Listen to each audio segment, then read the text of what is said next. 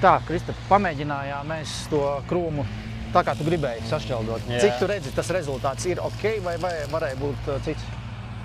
Nē, pa lielām ir ok. Galvenais, ka viņš nav pēc tam jāsavāc. Nu, ja viņš viņu forši samaļ kopā, tad beigās atliek darbs kādam to visu vienkārši vākt no tā objekta ārā. Viņš tur pat uz vietas uzreiz samulčējies.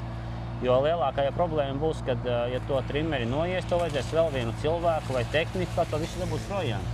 Ejam maziem soļiem. Saprotam, ko viņš tagad dara, ko viņš spējīgs ir izdarīt, un droši vien, ka runāsim ar ražotāju, kā viņu vēl varbūt uzlabot. Vienīgais vēl garāka strela, tas ir tāds, ko... Sniedzamība tev gribās tālāk. Jā, tas būtu tāds interesantāks.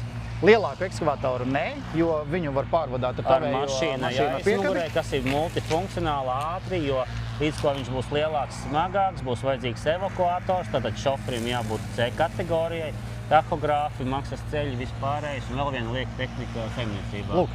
Nu, tad tas visu baigi sadārzina. Paliek pie tā, ka papētīt, cik viņu var padzīt uz priekšu. Cik var padzīt uz priekšu, un tad, jo tas svars, tas lielums un pārvietošanās ātrums, teiksim, ar mašīnu pa pilsētu vai kaut kur ārpus jābrauc.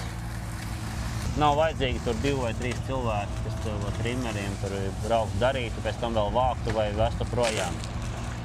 Tātad vēl papildus opcijām būtu jātiek pakonstruētām, pazīmētām, padomātām, pieliktām klāt. Līpumi tālāk.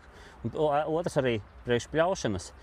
Ja tev ir garāka strela, tu mazāk patērē laikus pārbraucieniem, tu vari tuvāk, tālāk pārbrauc. Un pie tās koncepcijas varbūt var pielikt to plākšņu, to ideju, tur apstājies. Nu, ja kaut kāds slapjāks ir, jā. Variants. Jo visvairāk, teiksim, tieši man, ko skatījos kaut vai šajā objektā, tos līpumu līdz lejai, jo džekiem tagad ieto visu malu ar trimeriem. Kliba kā, tev personāla atlase jāteic pareizi. Vai otrā dienā ir pretējā virzienā jāiet. Jo baigi muguru čakrē kopā. Protams.